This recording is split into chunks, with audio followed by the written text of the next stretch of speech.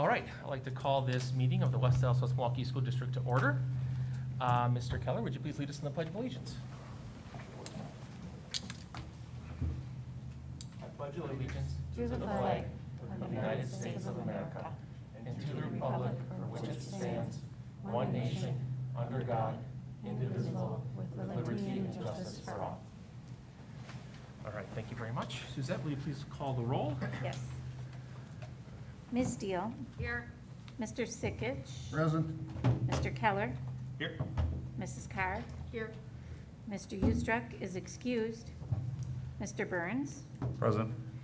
Mrs. Justum, are you remote?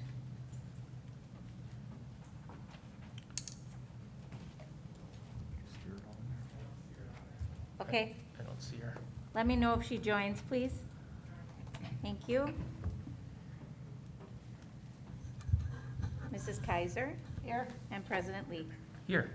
Proper notice of this meeting has been posted in accordance with the open meeting laws of the state of Wisconsin. Are there any modifications to the agenda this evening? We have no suggested changes. Okay, so with that, we'll move on into the public budget hearing. So annually, the West Dallas West Milwaukee School District will hold a public hearing to go over the proposed budget for the 21-22 school year. As part of that, I just wanted to make a few comments about the process this budget went through. So every year, we want to make sure that we're passing, number one, a balanced budget, and one that will hopefully move forward our strategic plan. And this budget that we have proposed for us right here is actually both of those things. For our strategic plan, we had in there to increase our fund balance to a 20% of our general fund, which we actually have been able to do over the last school year. And as such, we are able to not have to set aside money in our budget to be able to get that money saved for us. And this is really important to make sure that we can keep a good borrowing rate when we do need to do any short-term borrowing, and it increases our credit rating as well. Additionally, we wanted to increase our budgeting accuracy. And Caitlin and her team has done a number of measures to be able to do that so that we're not ending up at the end of the school year with money that we could have spent during the school year, teaching students, providing support to our teachers, and so forth and so on. And that is another thing that has been prioritized in our budget here today. And the last thing I wanted to mention is really an implementation of a new compensation plan, something that has been ongoing for a number of years now. And this budget does fully fund that new implementation of a compensation plan for our teaching staff. So with that, I want to pass it on to Ms. Windler. Thank you very much. So we'll work through our budget hearing tonight. This is going to be a high-level overview of, we'll start with how schools are funded and the funding formula, and then we'll go into all of our various funds and the budget throughout those funds.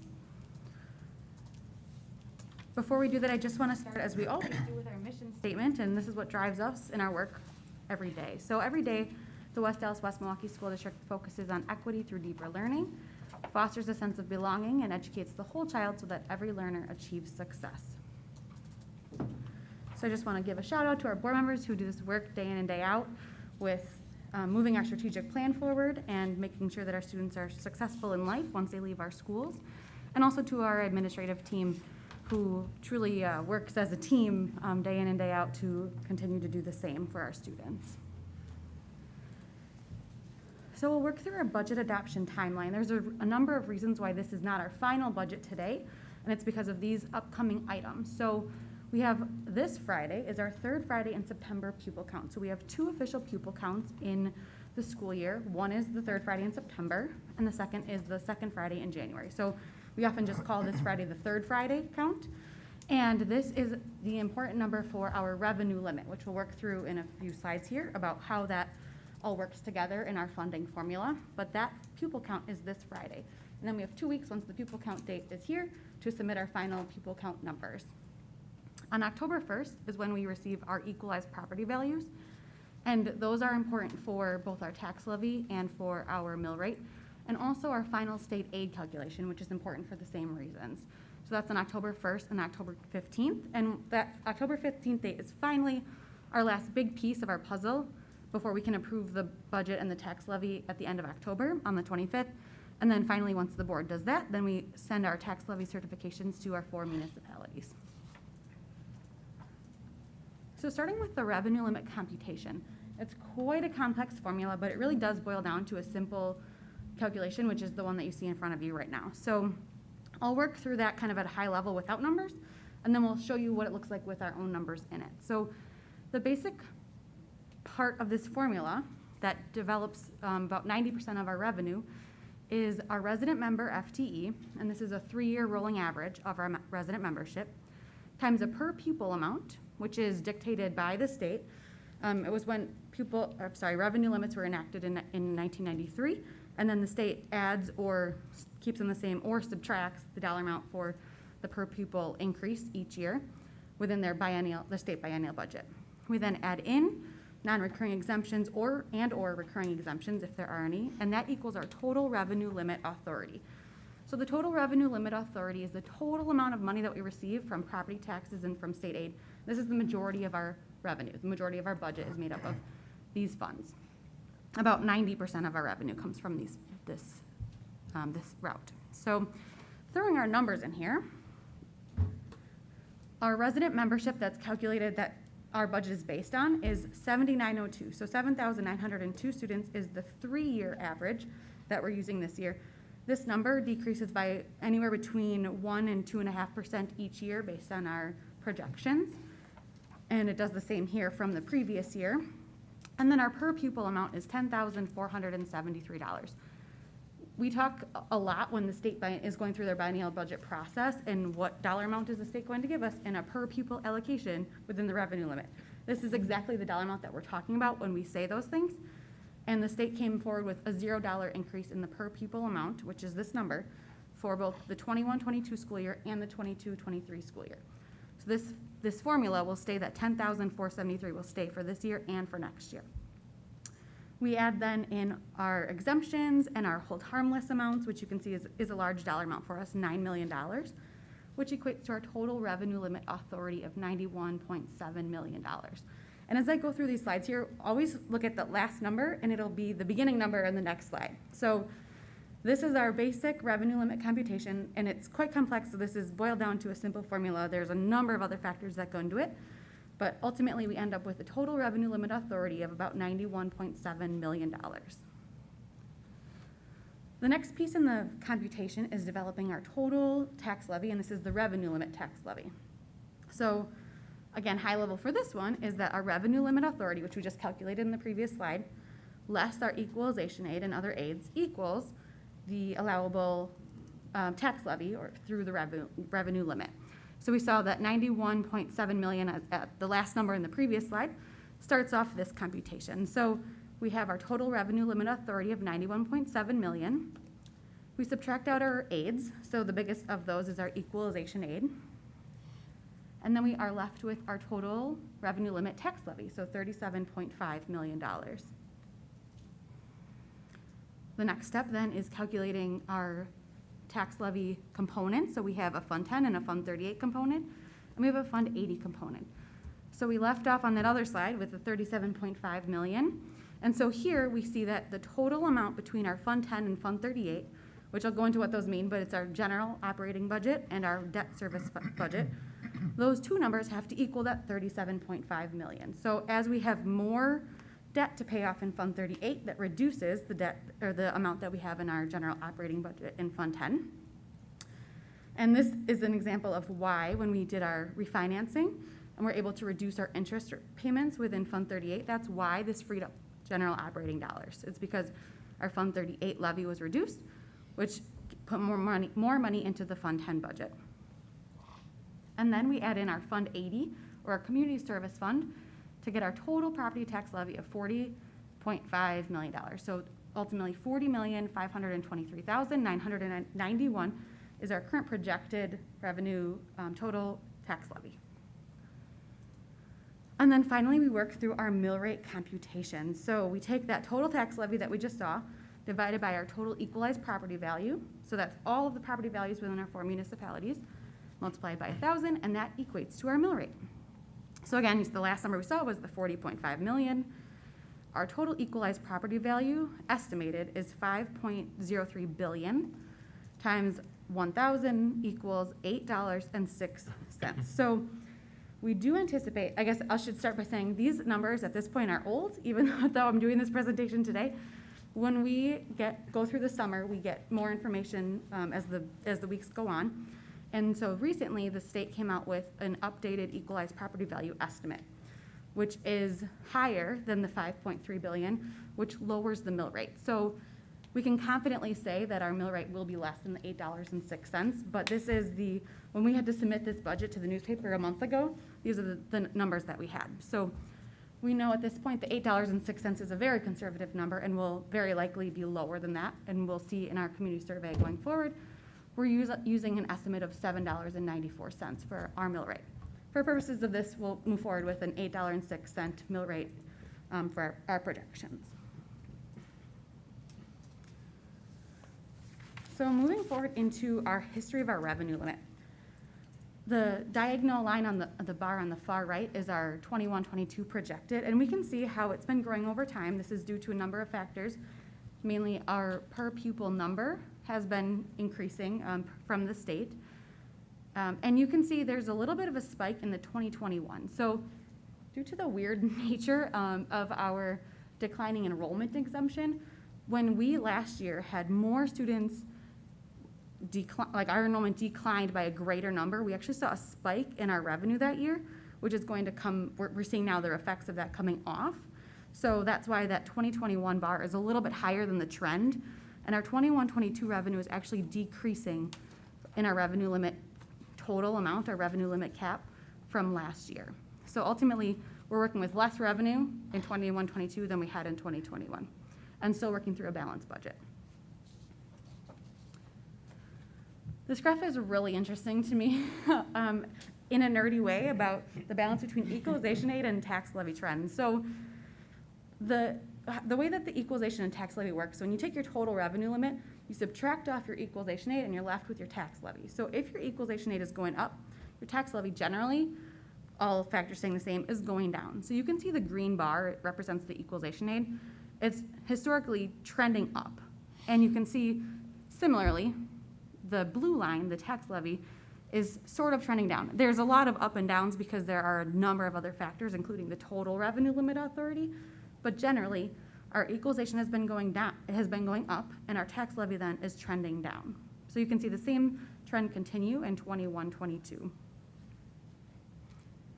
And I should note too that the equalization aid is not necessarily based on, and the total tax levy is not necessarily based on factors that our school district controls. The way that equalization aid is meant to work is that it kind of equalizes the property, the need that the property taxpayers have in paying their property taxes. So ultimately, the state thinks that the municipalities who have the ability with property tax payers, of the greater ability to pay their property taxes compared to the state average, they consider those property tax rich municipalities.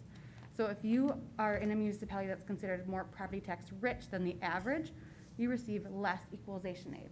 If you're in a municipality that is considered more property tax poor per member than the state average, you receive more equalization aid. So that's what our graph is showing, is that over time we're trending a little bit more property tax poor just compared to the state average, and that's why we're receiving that additional aid over time. And then how does this affect our mill rate? So you can see our mill rate has been declining over time, and again, projecting to be 806. Again, that's a very conservative number. It will be lower for actuals in 21-22, but certainly lower than it's been in the last decade.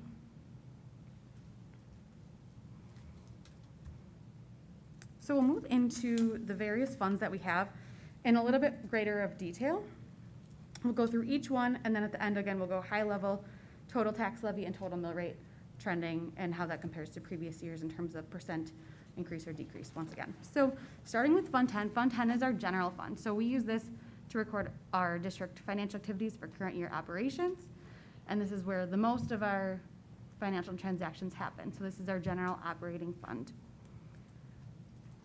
Part of our general operating fund, which we kind of consider in our normal routines, is Fund 27. So we have in the 20s, we have Funds 21 and 27. 21 is our special revenue trust fund, and 27 is our special ed fund. So in 21, we see school clubs and organizations where an advisor receives revenue from those if there's grants or anything like that, or say a teacher gets a Coles grant, which is a pretty common one. Those are Fund 21 transactions. Fund 27 is our special ed fund, and that's what we'll work through in these upcoming graphs and kind of high-level budget highlights, because Fund 10 and 27 are pretty much how our school functions on a day-to-day basis. So looking at just 10 and 27, these are the breakdown you can see here of our revenues. So we have 30% in property taxes, and then the majority here between these two funds is our state aid. We then have much lower amounts in categorical aid, open enrollment grants, and AGR is our achievement gap reduction, which is one of the largest grants that we have on an annual basis. Our total projected revenues, just in dollar amounts, you can see our local sources broken out, interdistrict payments, which is our open enrollment in revenue, state sources, federal sources, and other sources. And then I just noted that this excludes the transfer that we make annually from Fund 10 to Fund 27. So Fund 27 does not function on its own. We receive about 28% reimbursement from our state aid eligible expenses. So we have to make up the difference with the transfer from Fund 10 to Fund 27, which is very common in Wisconsin school districts. So just focusing on the highlights that are in our 21-22 budget, and Noah talked through a few of these already. So I'll just go through this list again, and this is what is included as we start to look in the next few slides on our expenditures. So we have a 1.23% CPI increase for all returning staff. We have a projected health insurance increase of 8.5%. Our health insurance renewal is on a calendar year, so that starts January of 2022. However, we are working with our health insurance broker right now. I know that that will be lower than 8.5%, and still working through what that actual savings will be based on the percent that comes back to us. This also includes funding of all components of our new professional educator compensation model. So that includes the initial move to the average. So that was based on every educator was put in a group of similarly situated educators. So that was based on their local, their WA/WM years of experience, their degree, their master's or bachelor's degree, and then their total years of experience. So wherever they fell in comparison to the average of that group, if they were below it, then they were moved up to that average. So that's what that move to the average represents.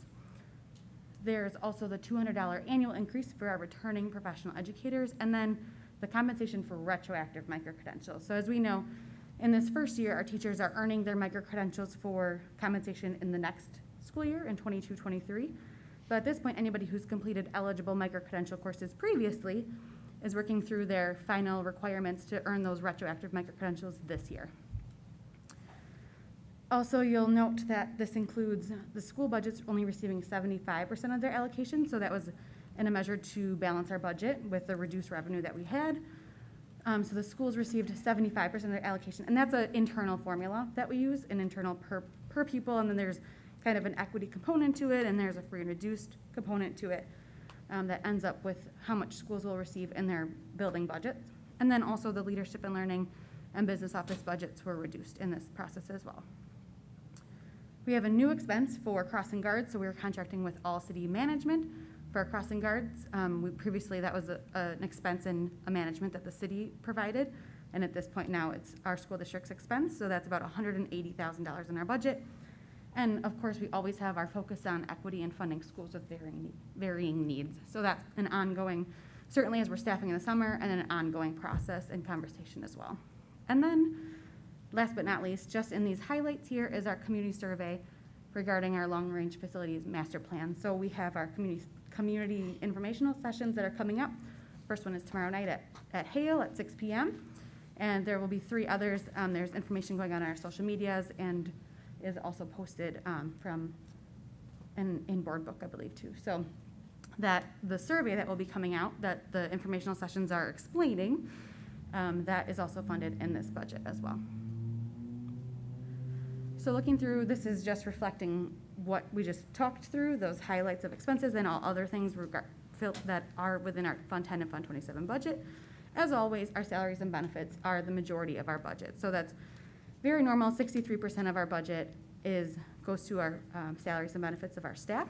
And then the next largest chunk is our purchase services. So purchase services are things like transportation, utilities, And then also our open enrollment out expense is in purchase services. And then the smaller, much smaller buckets are supplies, capital equipment.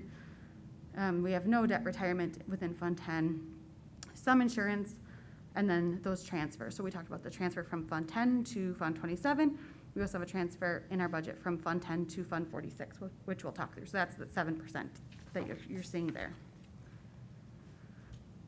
Again, the dollar amounts, so I won't read them all to you, but the salaries and benefits, broken out purchase services, supplies, capital objects, and capital objects are objects that are $5,000 or more per unit. So if we buy 25 computers, say we buy 50 computers and they're all $100 and that's $5,000, that's still not a capital expense. It's under $5,000 per unit. A capital object generally will be a vehicle. Or if we purchase welding equipment that's $10,000, for example, for one item, that would be a capital object. And there's our total between Fund 10 and Fund 27 in terms of expenses, $124,293,427.25. So moving into our debt service funds, Funds 38 and 39. Funds 38 and 39 are different in one way, and that is in 38, this is non-referendum debt. So that means the community did not need to support this debt that we incurred. Fund 39 is referendum debt, so that's debt outside the revenue limit. It would increase our tax levy if we had Fund 39 debt, which we do not. So Fund 38, going through the revenues and the expenses.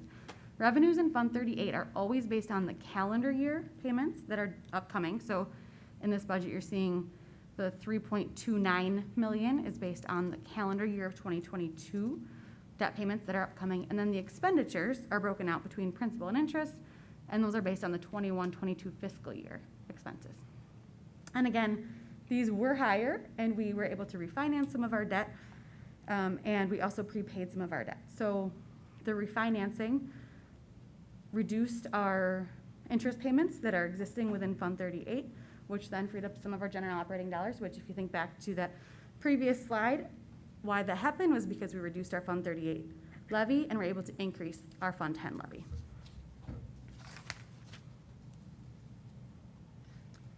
Go ahead, Kirsten. Does that directly relate to our increase in our standing for our good credit? Paying off debt, yes. So, Yep, so Fund in 38. the credit opinions that both Moody's or S&P write for us, they both reference the debt standing is lower than in previous years. And it's kind of a funky situation with paying off debt, because it's not always a bad thing to have. It's not a bad thing to have debt. And initially, when you incur debt, you might receive a lower credit opinion in that first year, but that doesn't mean it's lower forever. It's kind of like when you open a new credit card and your credit rating drops initially, and then all of a sudden it's good to have that additional debt on your, or credit on your credit history. So it functions in a similar way. And then Fund 39 here, you can see that we have no revenues and no expenditures because we have no longer have referendum approved debt. We've paid it all off. And this is just a visual representation of that. So you can see the light blue bars ended in 1718. Again, that's the referendum approved debt, or the Fund 39 debt. And that ended. We've completely paid that off. And then what's remaining is our Fund 38 debt. So these are our tax levies that we've had over the past few years, over the past 10 years with both Fund 38 and Fund 39. And our Fund 38 debt, as you can see in the next slide, is nearing completion. So this slide shows the remaining debt payments each year. You can see that in some of the in recent years, we had very large debt payments on our books, and I should say combined remaining payments. And that was from in years when we had to incur debt in order to meet some of our payroll expenses and our ongoing accounts payable, et cetera, invoice expenses. And we have since paid all of that off. So we're in a really good position with our current debt, and that it truly will be gone in 6 years. And once again, this is Fund 38 debt. So once that debt payment is done, then that increases our Fund 10 general operating dollars. So when we talk about debt service, this leads to our conversation on credit rating. So we have some really awesome news to report in terms of our credit ratings due to our financial improvements. So we have a couple credit ratings. We have one from Standard & Poor's, or also called S&P, and Moody's. So in the Standard & Poor's rating, we're at a AA-, which is in the high grade, and Moody's has us at an A2, which is in the upper medium grade. And just for reference, how this compares to other school districts, 58% of Wisconsin school districts are at or above high grade, and 42% are below high grade. So we're in very good company up here, and you might ask, why does a credit rating matter?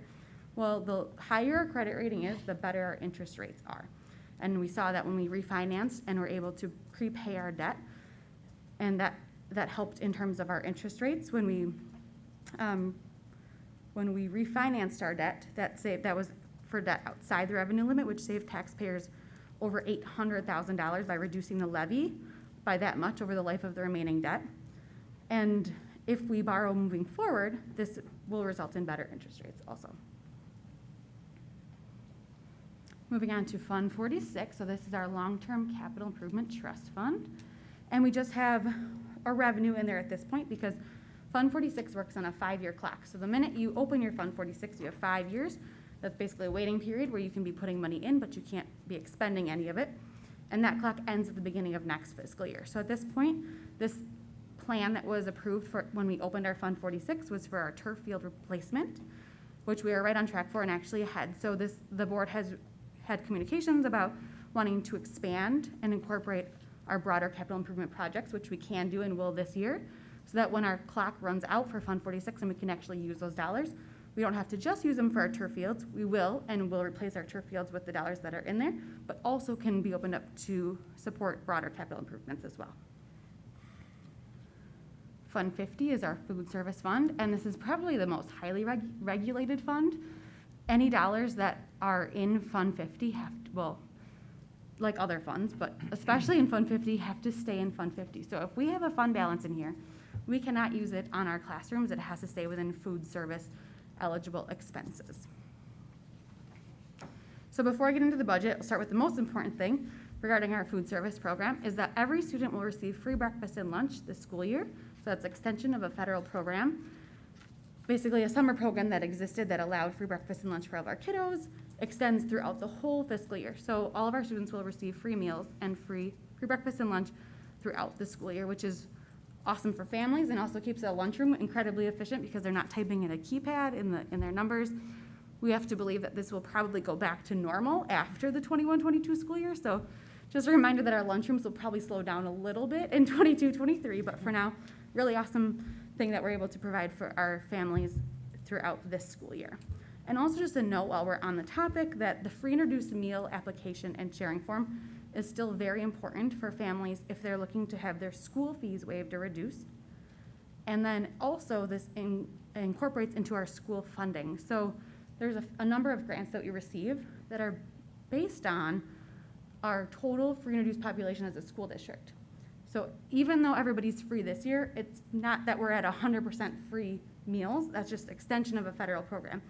We're still at the number of percentage of free or reduced based on however many applications that we get where families actually qualify for free or reduced based on their income or directly certify from having other government programs.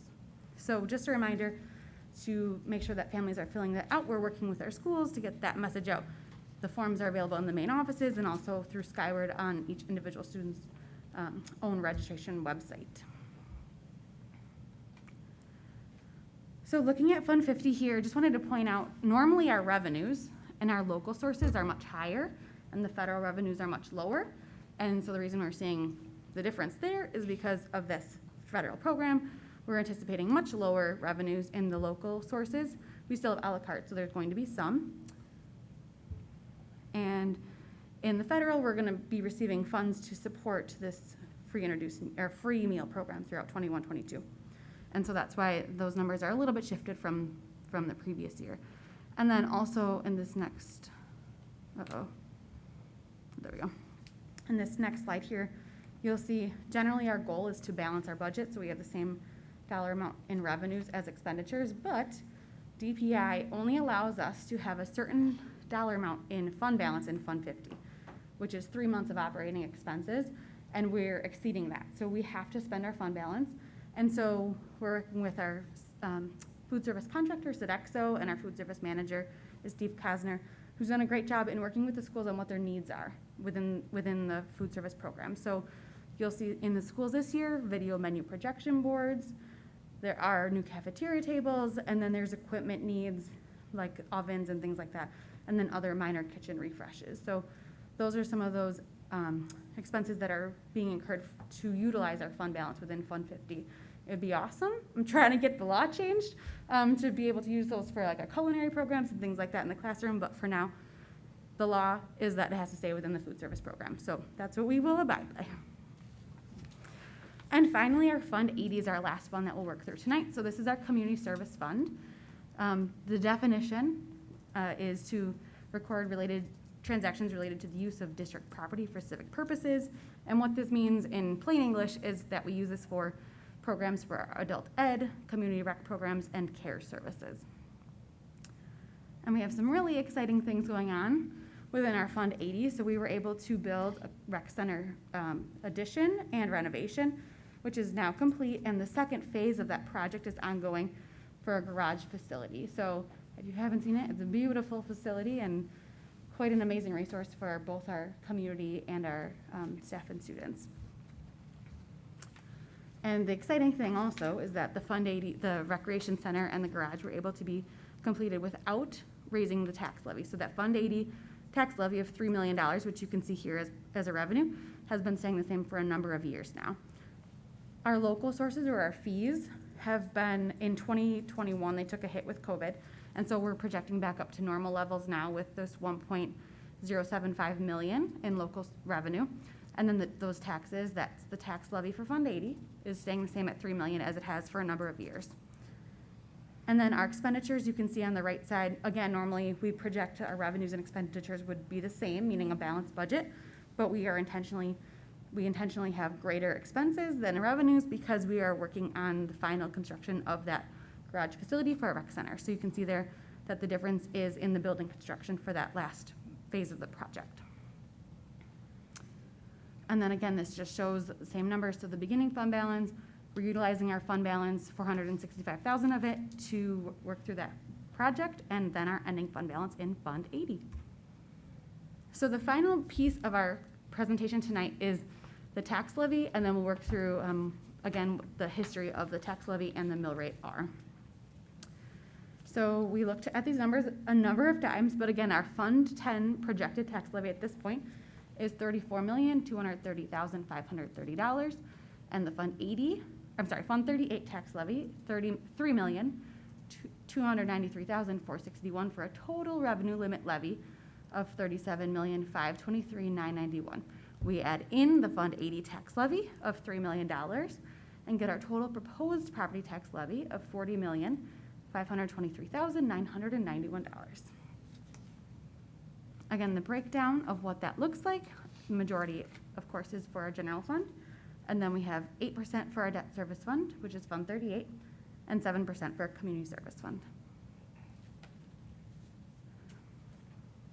So the final two slides tonight will be a tax levy comparison and a mill rate comparison. The tax levy comparison, you can see, is sort of been trending down. There's been a few spikes in there, one in 17-18. And so our tax levy this year is projected to decrease by 5.37% from the previous year.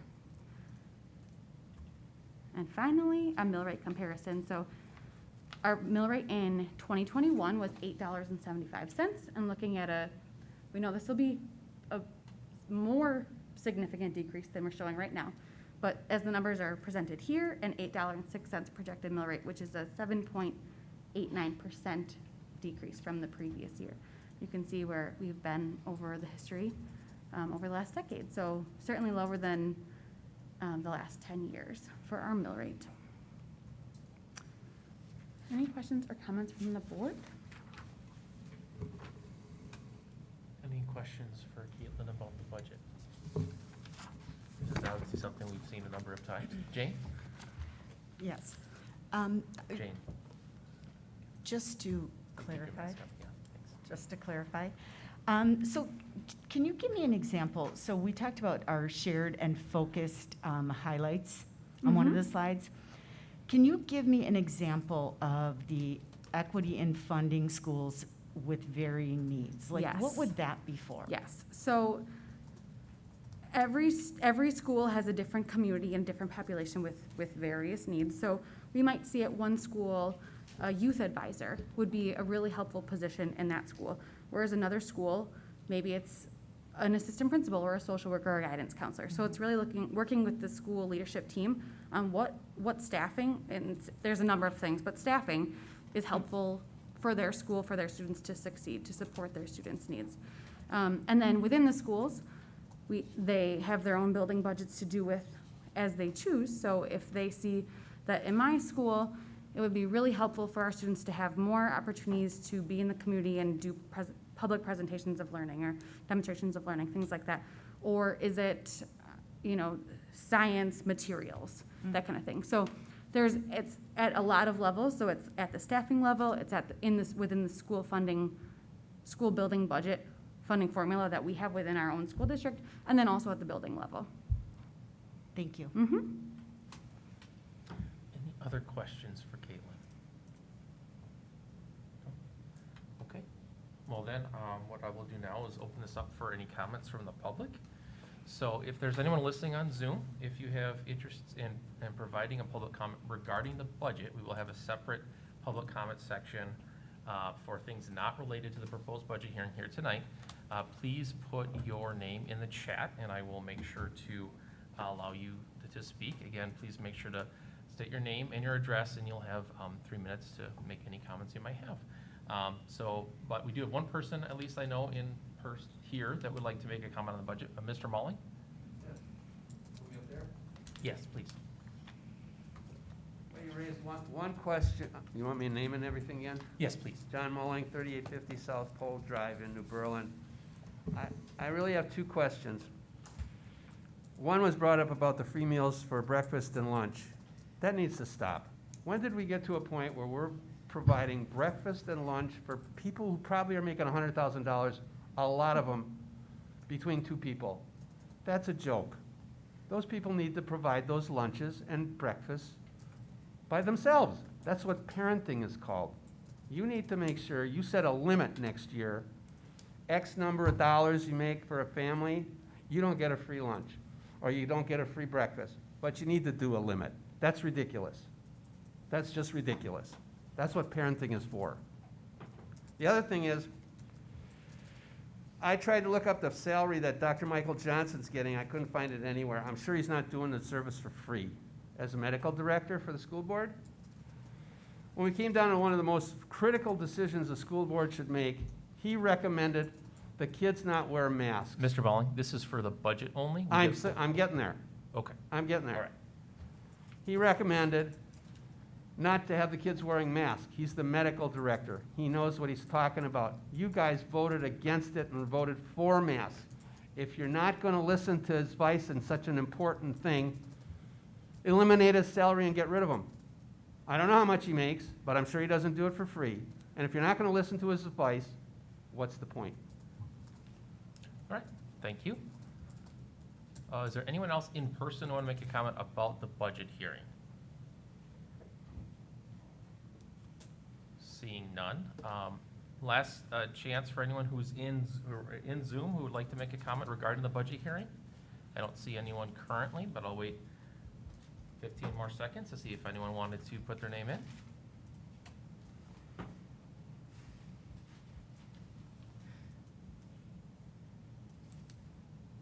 All right, I'm not seeing anyone, so we will close the public comments for the budget hearing. And Caitlin, I believe, your closing remarks. Yep, so thank you for your questions and your comments. And we're scheduled to have our final budget approval on October 25th. As we kind of talked through, we have a number of changes that we assume, so we know that we'll have a different health insurance renewal rate than the 8.5 that we've worked through. We have an action item tonight, which would also create savings within our budget. So we'll have another workshop before our actual budget is approved at the end of October so that our board can give direction on some of those savings and where they'll go.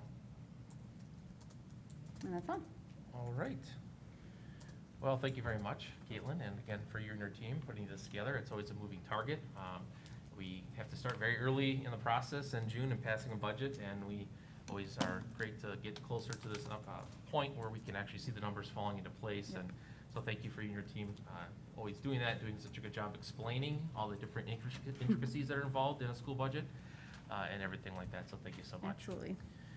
All right, so from now, we're going to move on to regular public comments. So same rules apply regarding the public comments. Please state your name, your address. You have 3 minutes to address the board.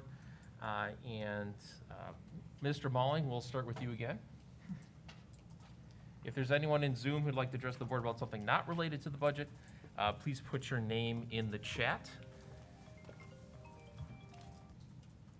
Go ahead, Mr. Malling. John Mulling, 3850 South Pole Drive. I want to address all the people that are watching this that have children in the school district. I'm going to be reading the names of the people who received the book by Ibram Kenty, How to Be an Anti-Racist. These are the people. I'll go as fast as I can, as clear as I can. At Dotke, Alex Bruzen. At Frank Lloyd Wright, Jason Fish, Jennifer Elahi, Mike Sheehan, and Sabrina Bartiz. General Mitchell, Kristen Swobod. Hale, Karen Houston. Hoover, Amy Gall Sweeney. Horace Mann, Jen Houston. Irving, Gail Sidowitz Plasick. Irving Elementary, Bree Milroy. And Nicole Hazelton. Lane, Josiah Pleadle. Longfellow, Carrie Stollenwerk. Madison Wilson, Breen Willems. Nathan Hale, Mary Wasbush, and Nikki Levine. Shared Journeys, Lisa Cola. Walker, Stacy Lang. West Dallas Central, Brian Summerfield. Mitchell, Brittany Whitty. I'm going to read the rest of the names at another time, but these people could be your teachers, or I was suggested that they might be counselors. If your children or you recognize that name, you need to contact those people and ask them if they really are teaching critical race theory, because it's important, and if you find out what it really is, I don't think you'd want them teaching it. I'll keep going because I got time. Other people that got the book: Cecily Lyons, Haley Johnson, Liz Hattab, Lydia Clow, Sarah Dahl, Dana Azzolini, Caitlin Desjo, Amanda Hendrickson, Brendan Kelly, Joanna Shred, Aaron Burhout, Jen Kohler, Shannon Danhoff, Caitlin Oliva, Allison Cardwell, Miranda Lentz, Lisa Erickson, Megan Hogg, Kale Radwins, Monica Lewicki, Jenny Ernst, Brian Willems, Brittany Verbanek, Robert Wilson, Meg Elliott, Patty Wilkie, Angie Nowicki, Megan B., Lindsay R.H., and 12 books were given to Michael Johnson to distribute at Hale. All these people have the book. Abram Kendi teaches the blacks belong here and the whites belong here, not like they should be together in the same place at the same time. You need to find out about critical race theory and what it teaches, because it isn't what Martin Luther King taught. And I want to know why there's 80 books out in this school district and no one's teaching critical race theory, and I don't believe it for a minute. Thank you. Thank you, Mr. Malling. All right, Mr. Mikolajczyk.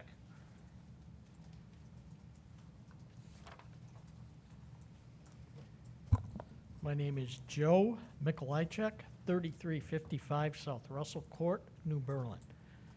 Number one, I'm here to let you know again for the 4th time, this school district does not need a tax increase. Enrollment is down and federal funding is increasing. We do not need any additional facilities or building referendums. Number two, I will ask you for a district health insurance cost analysis and answer the question why you continue to use the expensive teachers union WEA trust for health insurance. I've asked this question previously and have not gotten any answers to that question. Number three, again, I will remind you that this board is supposed to represent students, parents, and taxpayers, not teachers and school administrators. You need to start listening and acting on behalf of the people you represent. Number four, your discussions at the last board meeting regarding limiting public comments is something I find anti-First Amendment, and disgusting. I strongly, and for many reasons, think this is the idea of the non-elected educrat, Superintendent Mr. Lexman. It is meant to stifle the speech of the public that does not agree with the administration and teachers' views on important issues. This is what dictators and tyrannical governments do to control the populace, to make sure they remain quiet and do what they are told to do. Number 5, it is quite obvious to me nearly all parents and the public do not want critical race theory taught. I honestly believe all of you know this. However, you continue to push this garbage and have been pushing this for years. Again, not listening to the constituency you supposedly represent. Number 6, the public and parents do not want mandatory mask policies in our schools. Parents need to make that decision for their children, not you. It is very arrogant of you to think you know better than parents that their children must wear masks at school. I am not at all surprised of this arrogance. You know best what must be done to protect everyone. 10 seconds. As usual, I will ask if you have any questions for me. Of course you don't. Thank you, Mr. Mikolajczyk. Steve Broadwell.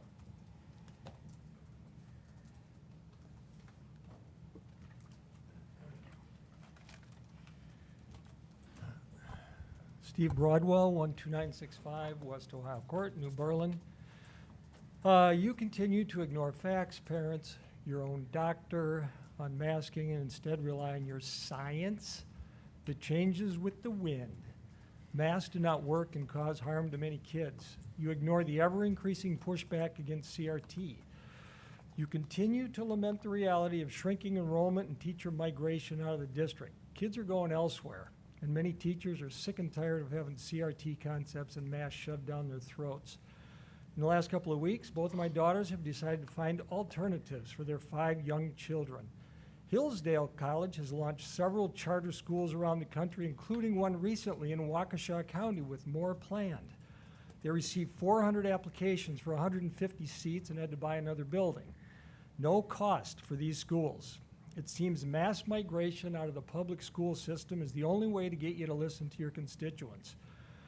Marty, I watched your message on the website in which you stated the focus should be on what is possible rather than what is wrong. I find that comical in light of your push to focus on racial injustice and would be curious what you see as possible. Do you see it possible to make it clear to students that some of them have had it hard and to understand that any difference in their performance is due to systematic racism rather than the student's unique ability, talent, and work ethic? Not everybody brings the same tools to the classroom, whether black or white. Do you see it as possible to get white kids to understand that they've had it good or privileged and are part of the problem, eventually getting them to understand their oppressor status and get them to accept their white guilt? Do you see it as possible to create student racial justice warriors that will look for racism everywhere that needs to be identified and called out, just like the Marxist crackpot Kendi, to whom you seem to look for guidance? You folks on the left seem determined to place blame on others for an individual's failings. I do believe that there are many young teachers that have been so indoctrinated in this garbage in our uber-liberal universities that they feel they are doing the right thing. They don't realize how divisive this all is, and in the words of Stalin, are useful idiots, and in reality, political predators. Marty, both you and Deidre have told me that you are not teaching CRT in this district. I wish you'd stop lying to us. It's obvious it's here. Terms ubiquitous here like diversity, equity, inclusion, SEL, and social justice are all terms right out of the CRT handbook. You might not be as bad as some god-awful schools in this country yet, but this only gets worse as pressure grows from our own increasingly authoritarian, misguided government and unions. I'll close by saying that no child should ever be taught to feel like a victim of circumstance. It is unfortunate that leftists crave any opportunity to assign victimhood to any group. Doing this only leads to discontent and division. Thank you, Mr. Broadwell. That is all that I had signed up for public comments here today. Is there anyone else who is present that would like to make a public comment that was not signed up previously? Sir? If you could pull your mask up over your nose. Hi, please. Thank you. Terry Dresdo, 8113 West Dryer Place. Just one issue. I just found out recently that we are still doing business with WEA Trust. 10 years ago with Act 10, we all found out what a ripoff it was to do business with this company. And many school districts switched to other companies and saved hundreds of thousands and millions of dollars. School districts smaller than this one. But we continue to throw money at WEA Trust. I don't understand why. I'd like to have some assurances that there will be competitive bidding when we come up again. I understand we're renewing in January. There's reason there's all these insurance ads on TV. You see them constantly, is that they're competing with each other, both in advertising and in price. Other insurance companies will compete for our health business. We need to listen to them. We need competitive bidding. And I understand it's a lot of work. Insurance is complicated. But somebody needs to do that work and not be lazy. And we need to ignore the fact that all this money is going through the teachers' union to one political party. And let's start fighting for the taxpayers and the parents and the kids and get the lowest possible bid for our insurance and stop this nonsense. WEA Trust has ripped off the state of Wisconsin for decades, and we finally found out thanks to Act 10, and it's time to start saving some money. Thank you. All right, thank you very much. Is there anyone else present who would like to address the board? Is there anyone who is watching via Zoom who would like to address the board? Please put your name in the chat.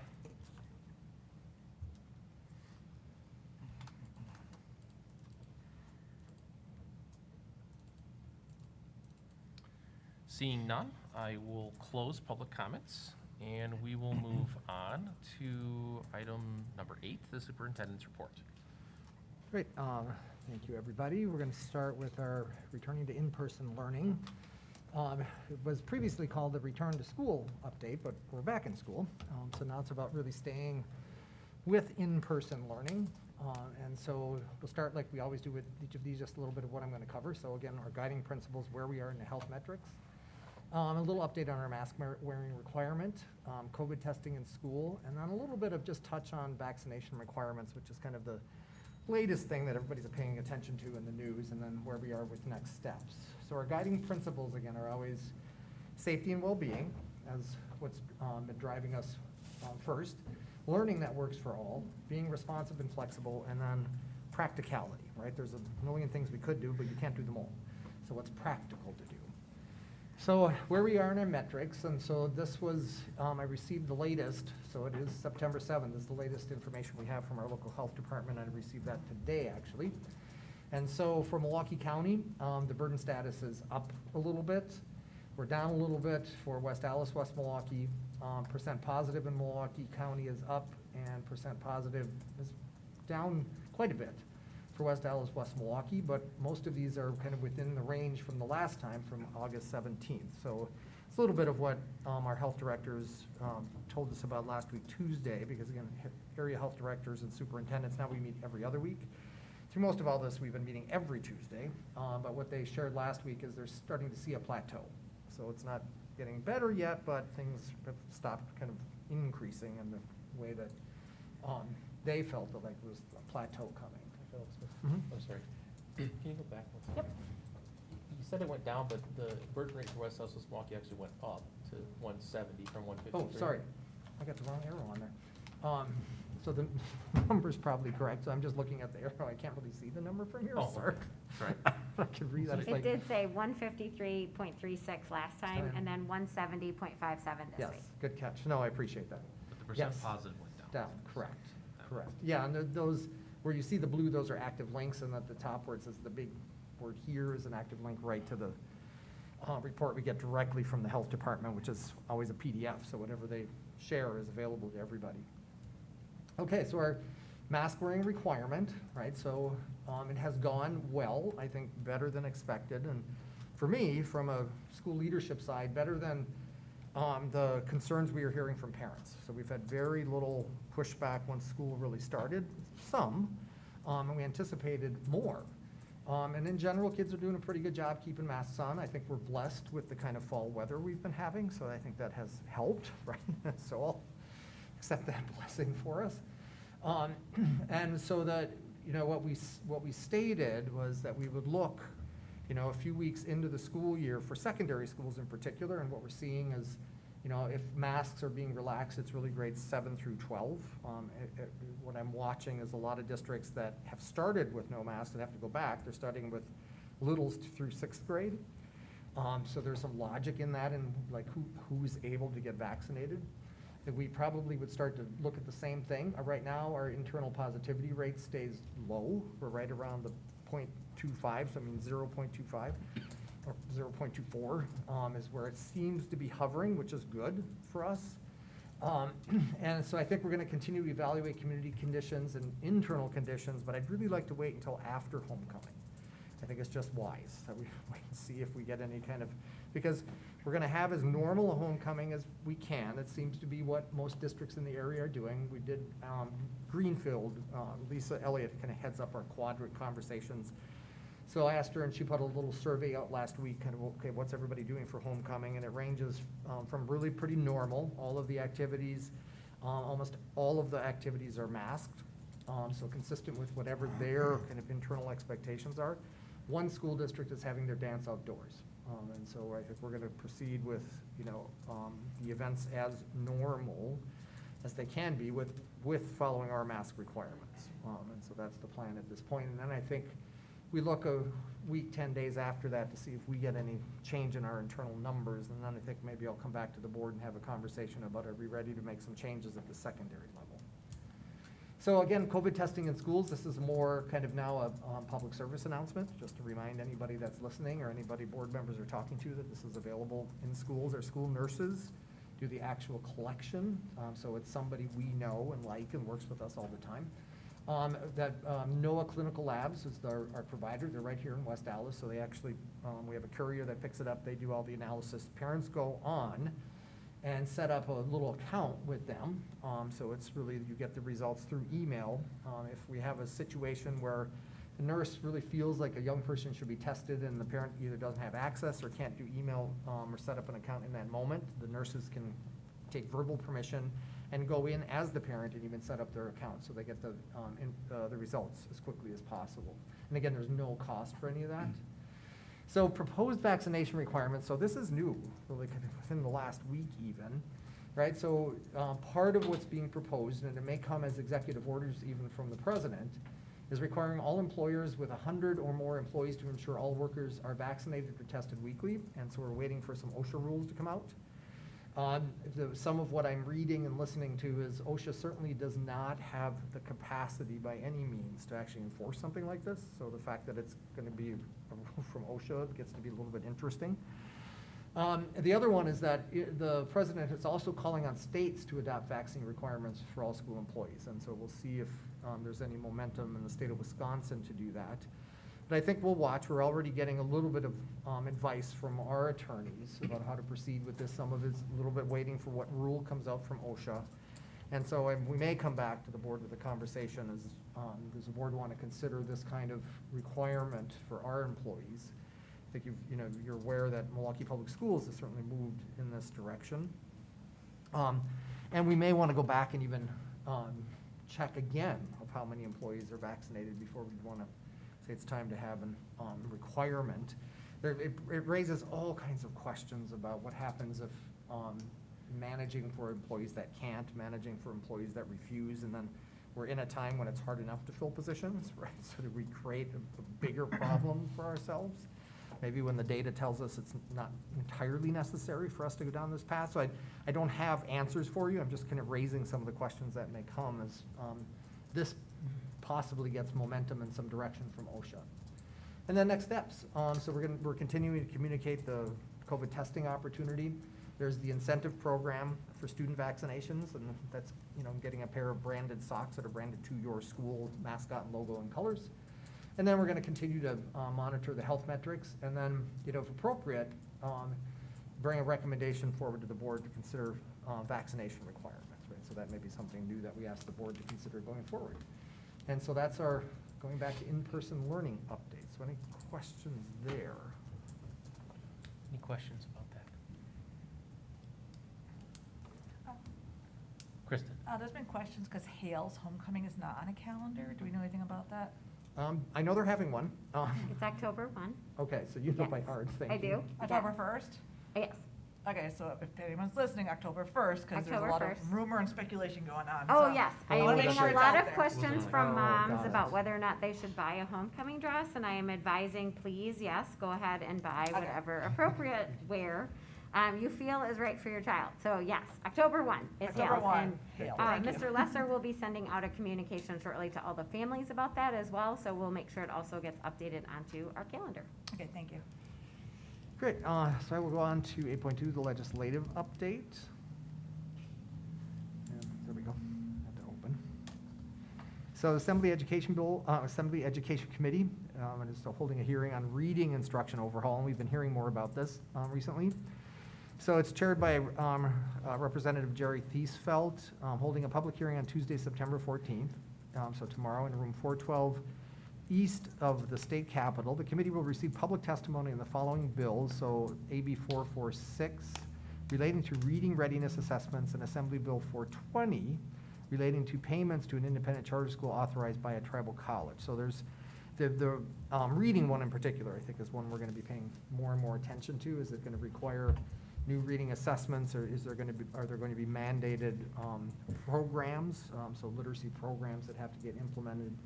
And depending on how this evolves, if it aligns and supports the work we're doing, it may be something that then we want to support, and if not, we may need to voice some concerns. A bill increasing tobacco, nicotine, vapor product age to 21, that's having a public hearing. So this would propose raising the legal age for the sale, purchase, possession of cigarettes, nicotine, and tobacco products and vapor products to 21. WASB supports the aims of the bill from the standpoint that raising the age would help keep those products, hopefully keep more of them out of K-12 schools. Coming back into school this year, we are seeing greater challenges with vaping in schools. So it is something that it's not just us, clearly it's a statewide or maybe national kind of dynamic, but it is something that we would support. And then WASB leader John Ashley calls for civility. I do want to read this piece out loud. So John Ashley is the Wisconsin Association of School Boards Executive Director, and so he shared the following statement. We've become increasingly alarmed at the recent reports of personal threats of violence and harassment directed at school board members across the state. Civil disagreement and protest are cornerstones of our democracy, but attempts to intimidate school board members and physically disrupt school board proceedings are not acceptable. Being passionate about the well-being of our children is commendable, and the public is welcome to voice displeasure or disagreement with their school boards. However, threatening to physically harm school board members or their family members, shouting profanities during school board meetings, or attempting to prevent school boards from executing their constitutional governing role crosses a line and should not be tolerated by our communities. On behalf of the nearly 3,000 school board members in Wisconsin, we're calling for school board meetings to be held in a civil, respectful manner. We're asking for assistance by all civic and organizational leaders to help ensure that their local governments are able to govern. This week, the new school year began in most Wisconsin school districts. Our children are watching how the adults in their communities deal with conflict and strife. It is up to all of us to set the right example, ensure that our democracy functions as it is intended. So we appreciate that coming from John Ashley. Legislative Fiscal Bureau, state tax collections came in at $319 million higher than previous estimates, so that's also very good news. Again, half of it has to go into what is often referred to as the rainy day fund in the state. And then at the federal level, I'm not going to read all of this, but I think it is helpful, especially for more rural parts of the state, but emergency connectivity fund updates, so send a second funding window to open. And so the last paragraph here, this federally funded program is an excellent opportunity for school districts to acquire technology equipment at no cost to help close the homework gap for students who lack adequate access to broadband service in their homes. So getting all students connected through this program also could potentially eliminate learning disruptions due to snow days or other interruptions. It could be useful to continue learning should, for example, COVID outbreaks cause large numbers of students to have to quarantine. So right now, we do not have devices in the hands of kids coming and going from school. So that usually gets referred to as one-to-one. We have enough devices to do that, but we haven't distributed them that way. They're using devices all day long in classrooms. We're still adding the new devices, right? Because just like everybody else, every school district in the country has ordered more Chromebooks than Chromebooks can be delivered. However, we're watching this because should it allow us to actually be able to support every family in a one-to-one, it creates flexibility, it creates more management challenges with devices coming and going and more breakage, but if there's funds to support it, I think we would be interested in working that out. So, go to recognitions, that's 8.3. Sorry, I'm jumping around here in the agenda. What I want to start with is just before I go into the ones that were submitted from schools, just take a moment to honor, recognize the commemoration of 9/11, right? So September 11th, 20 years ago.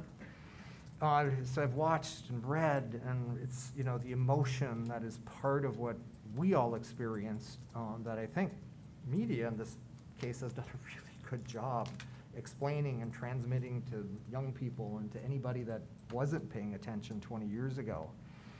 So I just wanted to recognize just all of the souls that were lost and appreciation for the firefighters, the police, the first responders, anybody and everybody that helped that day and the days that followed. Many of them lost their lives saving others. And even though, September 11th this year fell on a Saturday, our schools held a number of events. I know teachers held classroom conversations that were careful and on point. And our students at Central, put on a really nice display outside, as they often do with, U.S. flags, commemorating the 20 years. And I just think it's important for us in the public space and in the roles we serve in to recognize that moment. Then also recognition at Shared Journeys.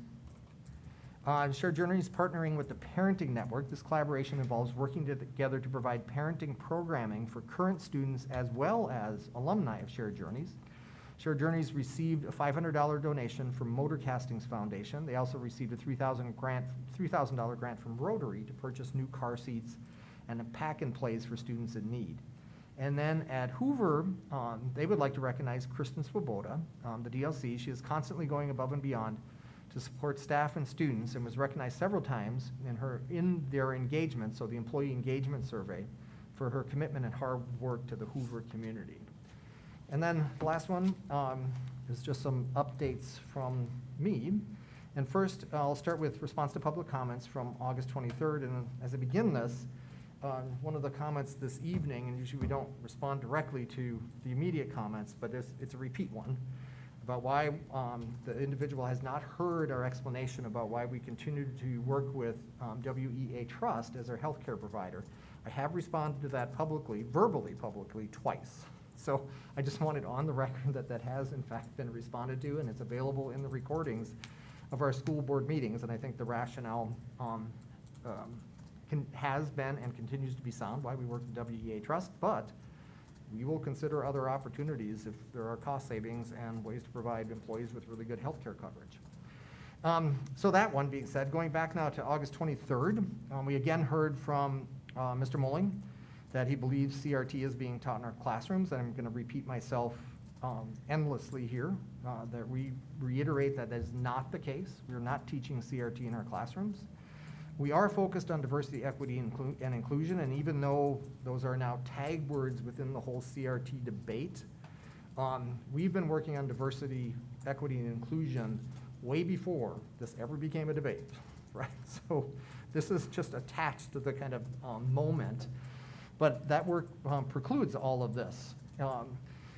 But we do think that it is appropriate for CRT to be considered by the adults. Now, in terms of students, it belongs at colleges and universities, but we're adults, we're the leaders, we're the teachers in classrooms. And whatever we can learn that helps us better understand the lived experience of some of the families we serve, that's healthy for us.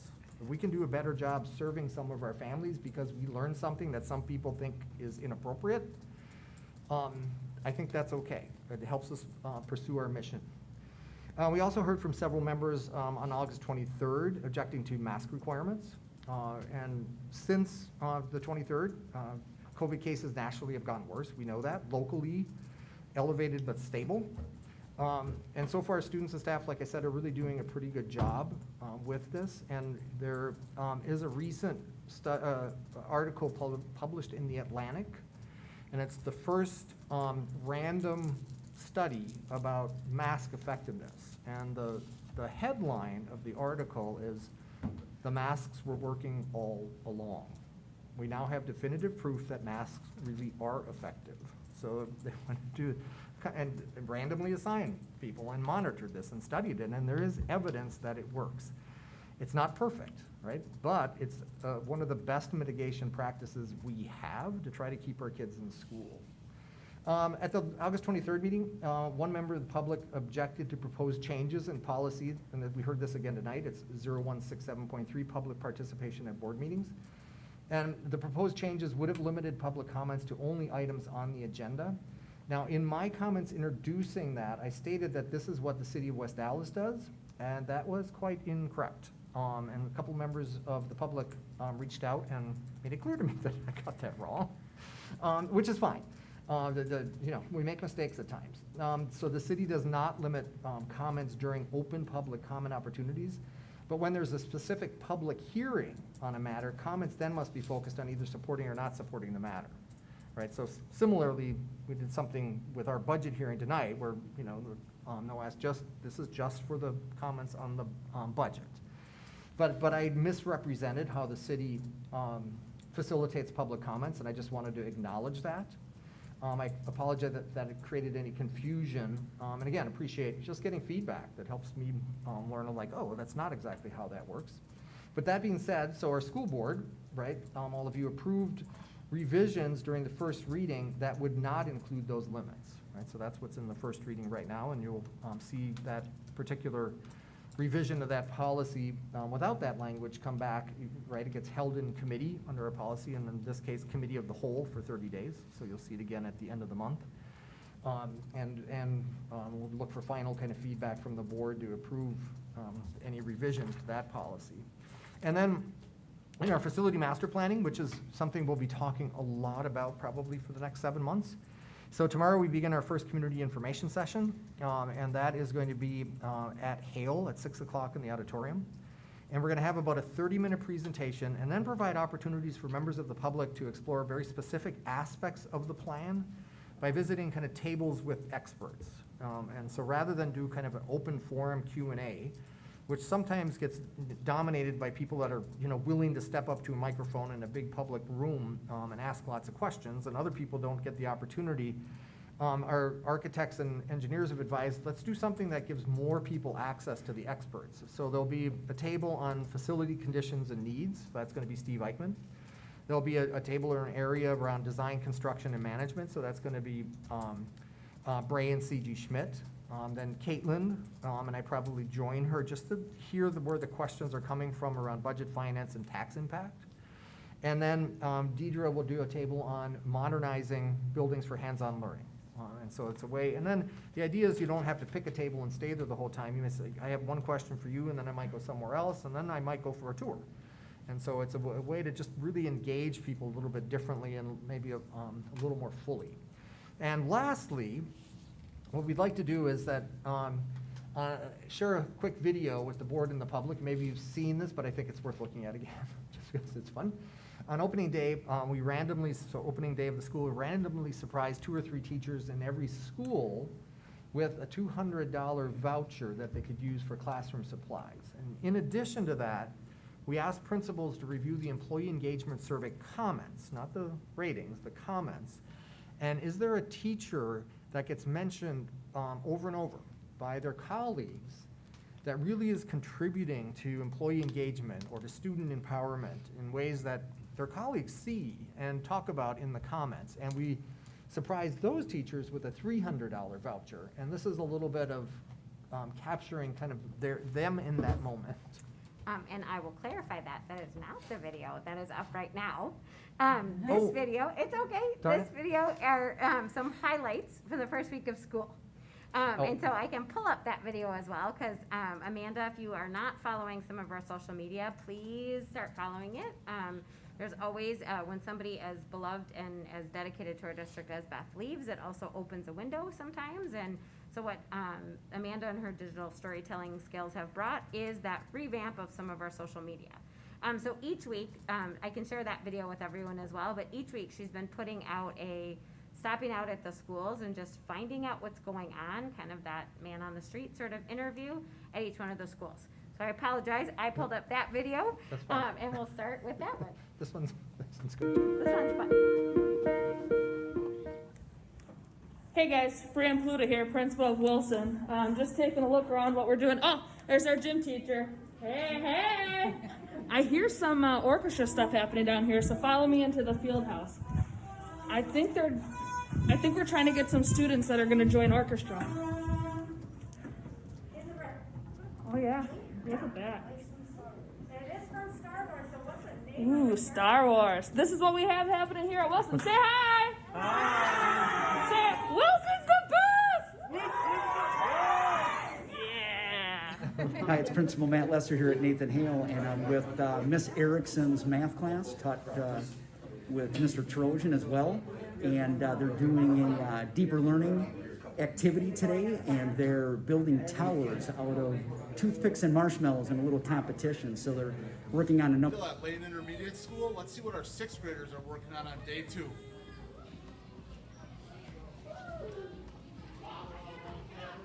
We're going to go over the sheet, and then we're going to continue on with your compass roses. All right, now, on those compass roses.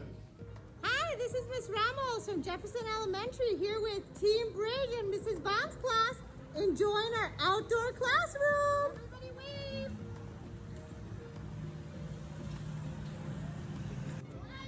Hi, I'm Mrs. Johnson at Pershing Elementary. I'm outside here with Mr. K's class, and we're enjoying the new blacktop playground. Woo! Hey, it's Mr. Lesser here, Principal Nathan Hale, and I'm in Miss Hopping's AP chemistry class.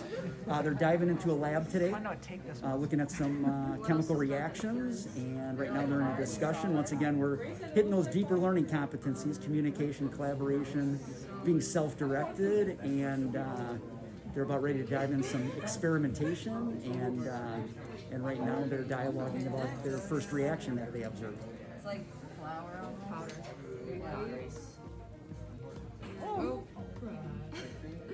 Yep. Good afternoon. How are we doing today? Good. How's the second day at Lane Intermediate going? Good. You guys having fun? Yes. How about Mr. Furley? Maybe. Go, Miss Cornick, go! Woo! Good morning. It's Mrs. Sack here, coming to you from the garden, which is our 4K classroom here at Hoover. We're going to take a look and see what our 4K friends are doing on their first day with everybody here.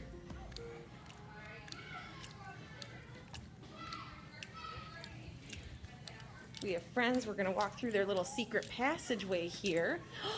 We have friends that are having snack.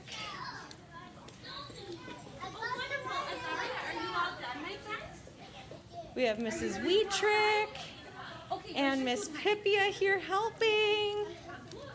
And then we have some friends who are going outside. It's Miss Spence. And we have some friends who are outside in their outdoor space playing and having some free time working out their wiggles. Can't wait to share what our other grade levels are doing. All right, this is Mr. Lesser, principal at Nathan Hale High School. I'm in the football field with Mr. Pritzel and Miss Townsend's Phi-Ed classes, and they're doing some preliminary testing for setting personalized goals around fitness. Good morning. Hi. Oh, look at you. Should we get her out? Yeah. Okay. You ready to come to school? Down 15. Up. Down 16. Down 17. Up. Down. Right. All right, we got, what do we have, like a half hour left in the day, Mr. Furley? That's it. So let's finish up strong. And then look at this, no school on Monday. So we'll be back Tuesday, all right? But have a good weekend if I don't see you until then. Nice shoe. Who's this one, you guys?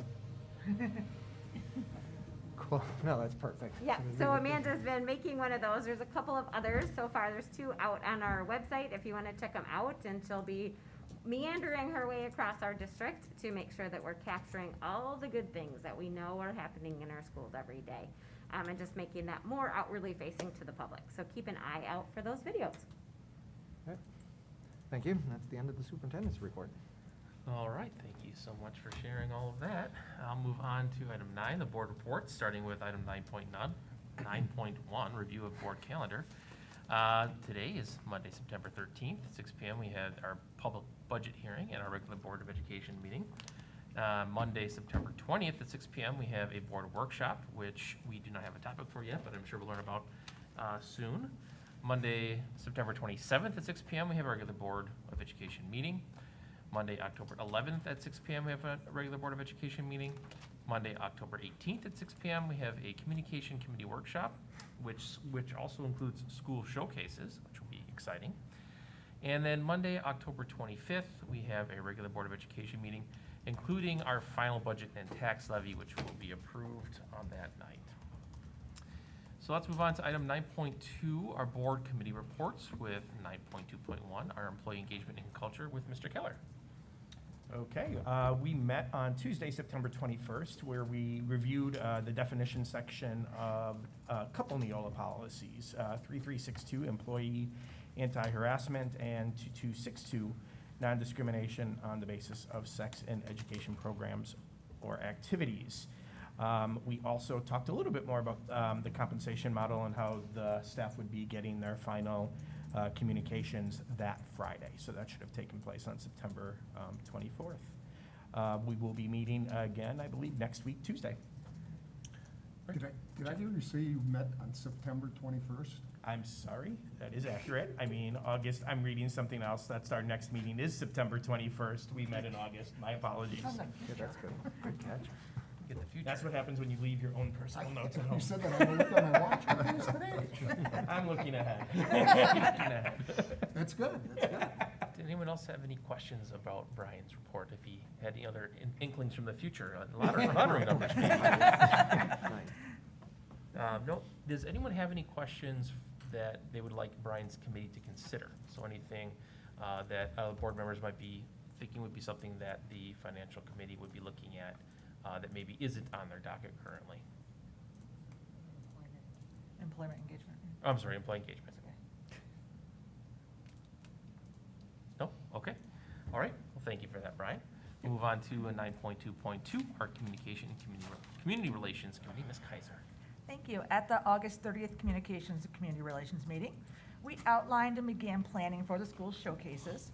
The concept is we will have 4 to 5 schools present at a time for a total of an hour, 6 to 7, for a roundtable. We're encouraging all stages of projects to be presented. We want to see the beginning, the planning, the middles, the ends, the continuing, everything. There'll be 4 nights in total throughout the school year, and they would occur on Monday workshop evenings. We're encouraging it to be student-driven and presented, and we'll have more info to come as it comes in.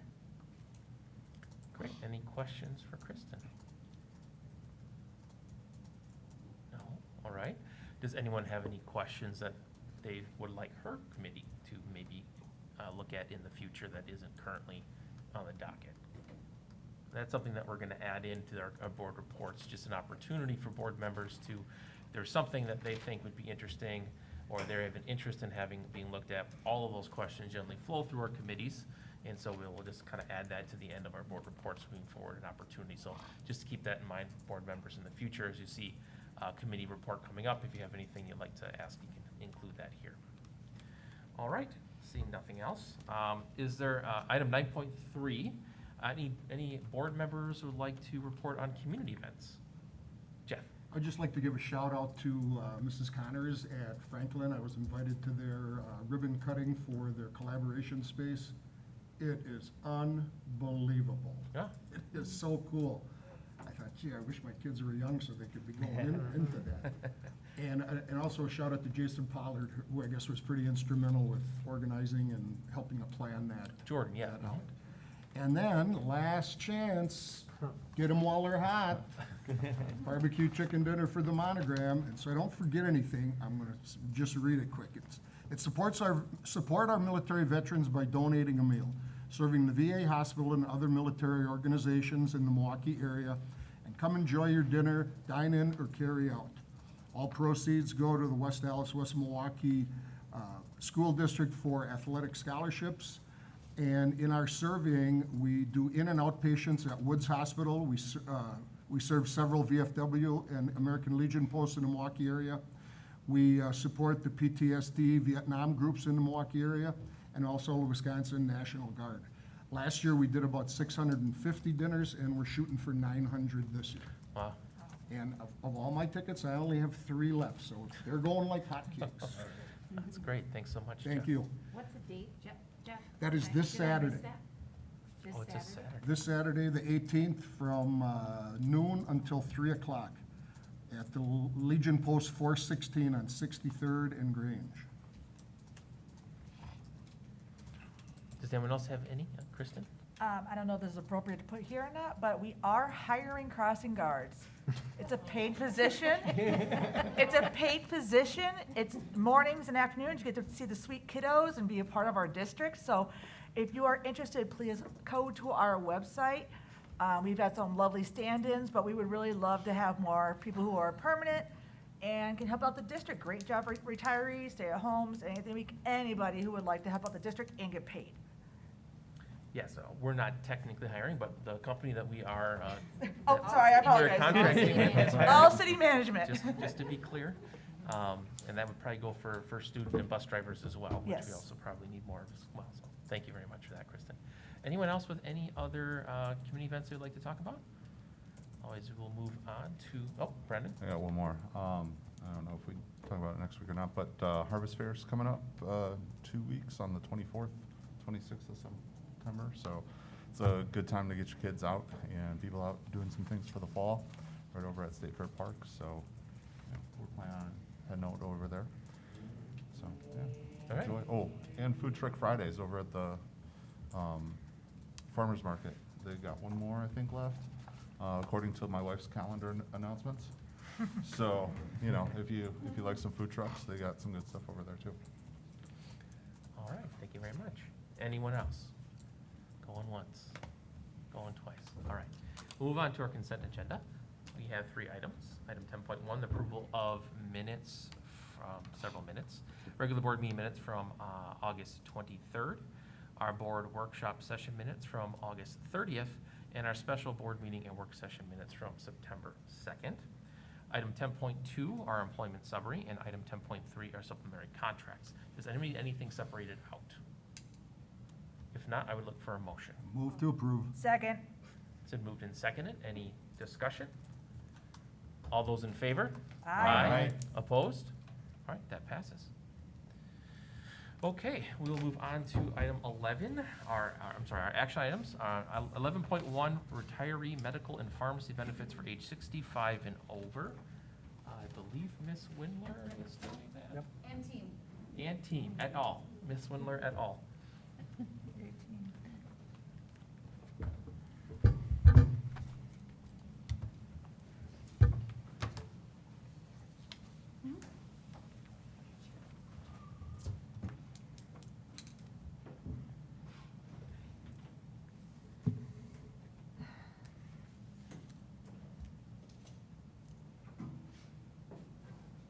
Lorenzo, if you want to just hop over here, there's, I don't, right. Oh, sure.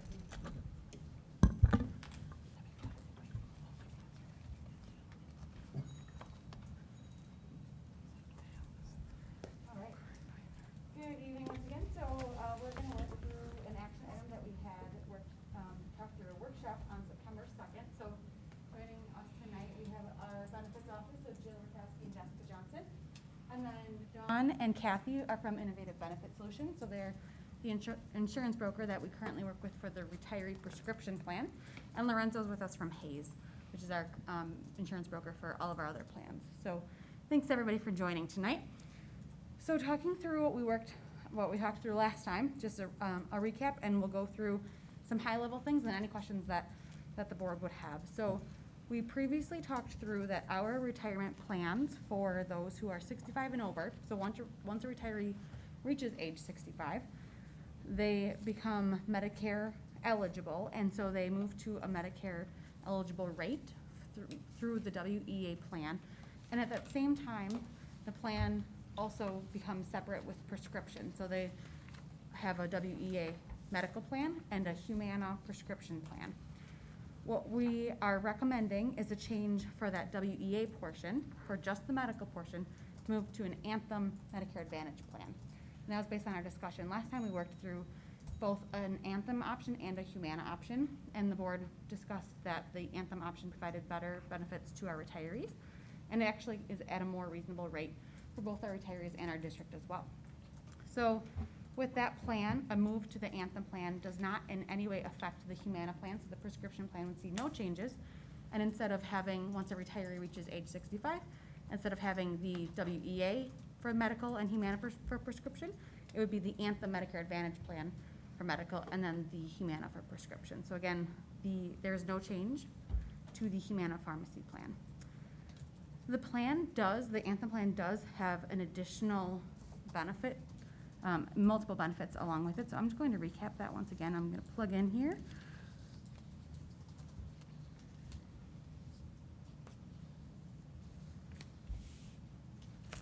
Would you hit 2 minutes up? Thanks.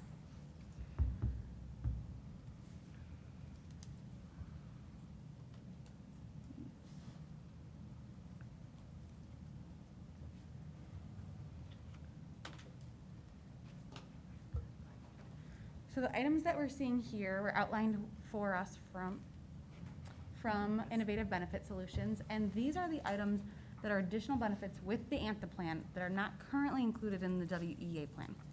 So here and the items that are in green are noted in green because those are not included with the Humana plan. So that's what we're seeing here. So eyewear for post-cataract surgery, not a Medicare covered acupuncture exam and treatments 12 per year. Non-network benefits are the same as in-network benefits, so truly there's really like no network. There's all the same benefits for retirees with the Anthem Medicare Advantage plan, routine dental care and routine vision care. There's a foot care component to these benefits, the Silver Sneakers program, which we get a lot of inquiries about, so I think our retirees will be really excited about that program. Healthy food deliveries and healthy pantry, routine transportation for non-emergency, and that's 36 one-way visits. A $500 amount to use at Walmart for assisted devices such as shower handles to prevent falls. Discounted services for vision, hearing, vitamins, alternative therapy, and personal care, diet, nutrition, and fitness. And then foreign travel. And those are medical expenses that would come along with something that would have happened while you were traveling abroad. So those are some of the additional benefits that a retiree would see on the Anthem plan that are not already included with the WEA plan. I will go into the cost savings as well. Let's start with the actual premium amounts. So the projected premiums for 2022, and these are the actuals. So with WEA, the actual premiums for 2022, medical would be $174.58, and the medical Part D pharmacy, which is Humana, would be $156.18. So combined, that's $330.76. And again, that is the total premium. So for most retirees, and I say most, not all, because our retiree plans differ greatly depending on the package that a retiree was available for, and there are various benchmarks that come along with that retirement package. But for most of our retirees, the premium per month is split 50-50 retiree and our district. So the $330.76 would be divided in half. So a retiree would pay in 2022, if they were on both plans, $165.38, and we would pay $165.38 for a single person. Moving to the Anthem plan, the dollar amount decreases greatly, and the total premium for both medical and pharmacy, so what medical would be Anthem, and pharmacy again would be with Humana, no changes there, total of $156.18. So dividing that in half for a retiree who pays 50% and our district pays 50%, $78.09 is what a retiree would pay. So the savings there on a per month basis for both us and for our retirees would be $87.29 per month that a retiree would see in savings. So truly an additional benefit in terms of what they receive through the Anthem Plan and a cheaper cost to both the retiree and our school district. And then this plan does come along, the Anthem Plan comes along with a $500 calendar year deductible that the Medicare costs would apply to initially before they're covered any further. Let's see, any other big things I needed to mention? One change that would happen is a retiree, so currently with our WEA plan, when there's a retiree who reaches 65, but a spouse isn't 65 yet, or vice versa, a spouse reaches 65, but the retiree is not yet 65, we refer to that as 1 over 1 under, meaning 1 over 65, 1 under 65, and there's a special Medicare rate at that point. So basically, those retirees who fall in either of those groups would stay on WEA until both retiree and spouse reach age 65, at which point they would move to the Medicare plan. There also is, this is a combined package, so retirees would have to be on both the medical and the Humana pharmacy plans. And we do have some retirees who are on just one or the other at this point. Any big things that I'm missing? You got it. Any questions? Oh, let me go through, this is a big one on my end. So the total savings that we're looking at on an annual basis. So if we're factoring approximately 600 retirees on our plan, I know these numbers are super small, so I apologize. We would see an approximate savings of $628,000 on a calendar year basis. So that's just West Dallas, West Milwaukee's portion of the premium savings on a calendar year basis. We know that removing a group of members from the WEA trust plan would result in a 1-point increase in just the 2022 premiums on WEA. And so that is approximate increase in cost on the WEA portion for our district of $140,000, which still results in a net savings in calendar year 22 of $488,000. And that's on the conservative end. We do have retirees who have a spouse in the plan, so truly there are more than 600 retirees altogether. That's our subscribers at this point. So these numbers are conservative in nature. And so that savings, and then the increase on the WEA trust side, so that 1% increase, really is only a one-time increase because going forward, WEA will factor the renewal rates and the loss ratios on just the people who are currently on the WEA plan. Go ahead. And so for those employees that, and you might have talked about this last time, I don't remember, that have just pharmacy or just health, how much of a cost is going to incur to them? Like, is it significant? Like, what's, if they have to take both of them, it's mandated? Yeah. Jill, you're the expert on the rates. Do you want to speak to that? So currently the rates for our Humana are $74.37, and that's for one person. And you can tell with Jill, by. I'm sorry. Can you come to a microphone just to make sure? You just got to make sure everyone can hear you. I apologize.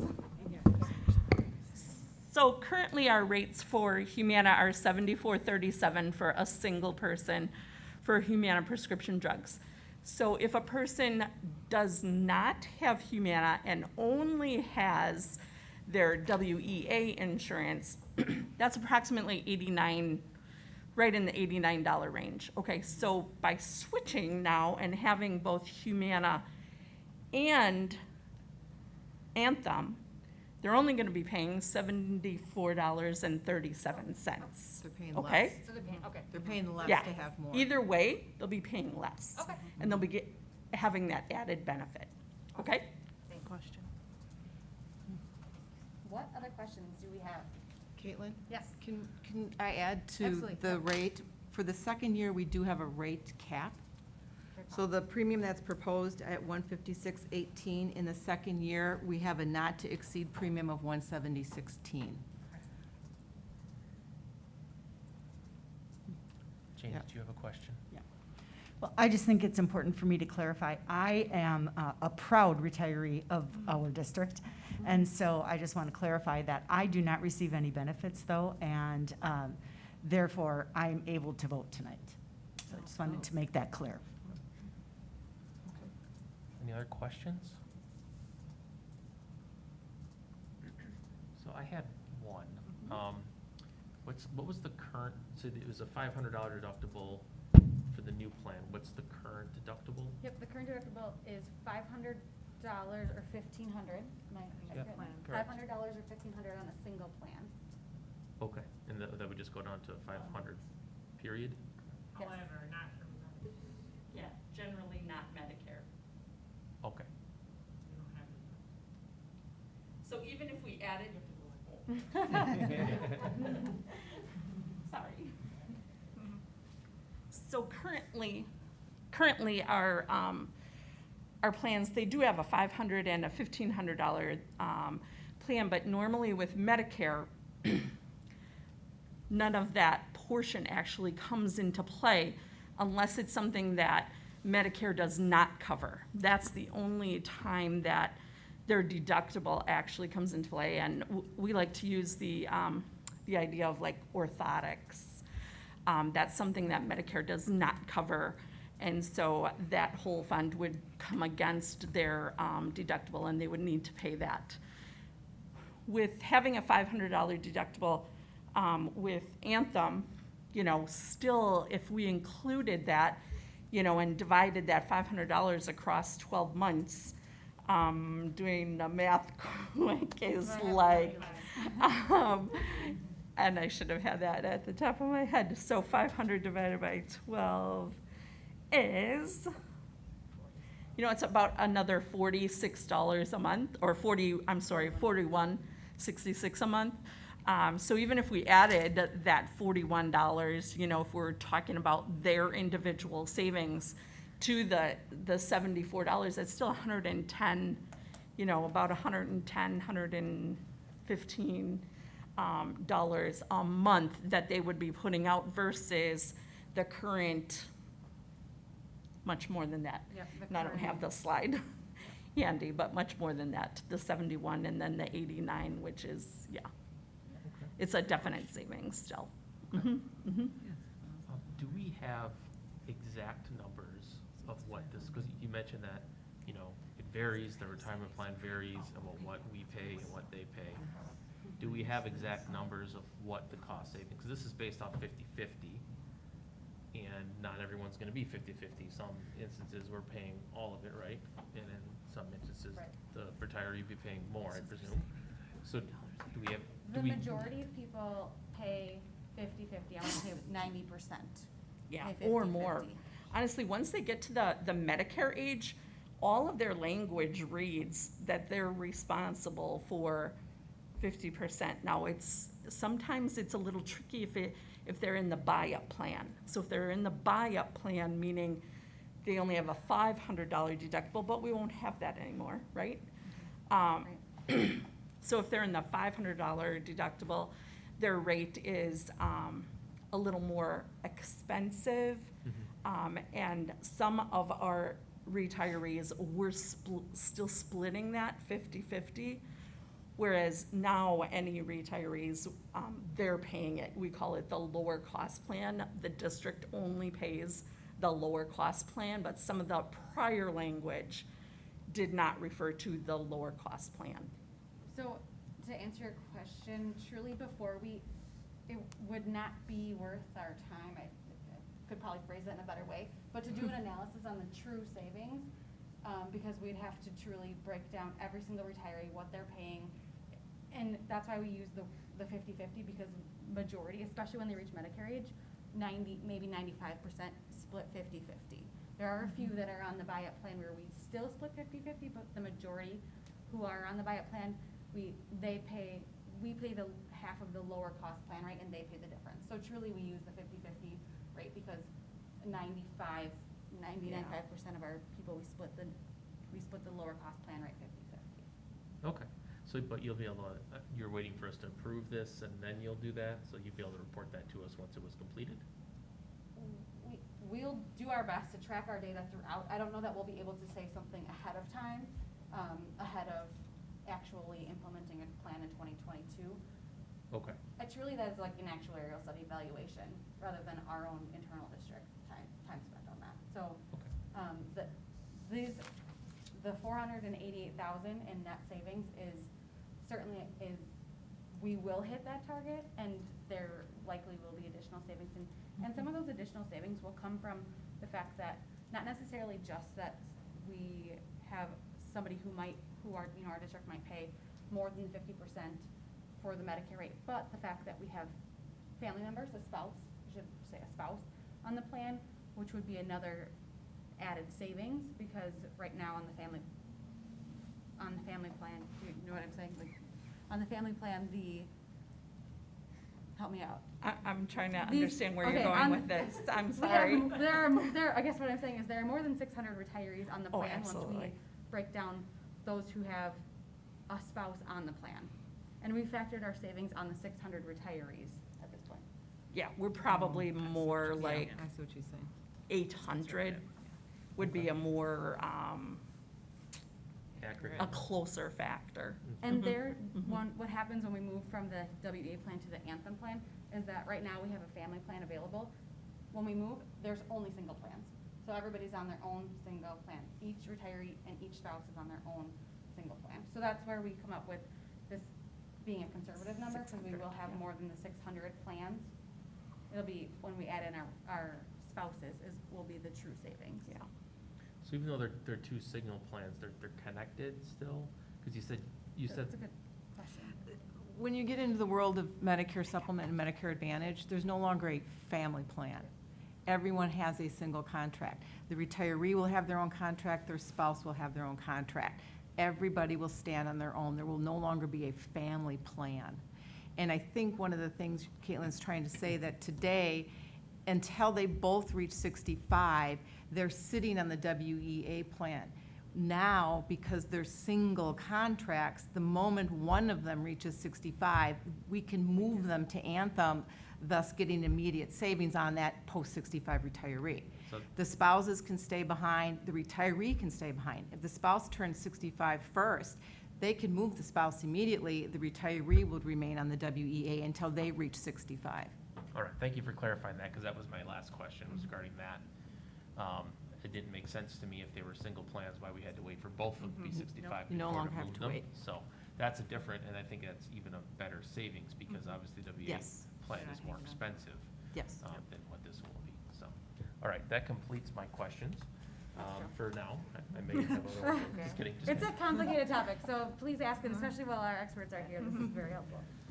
So that was everything I had. Does anyone else have any questions on this? Took everyone's questions, that's okay. Well, if there's no other questions, then I would entertain a motion. So moved. Motion. Second. Motion. It's been moved and seconded multiple times. Any last minute discussion? If not, all those in favor? Aye. Opposed? That passes. All right, that was the last item on our agenda, so I would look for a motion to adjourn. Move to adjourn. Moved and seconded. All those in favor? Aye. Opposed? We are adjourned.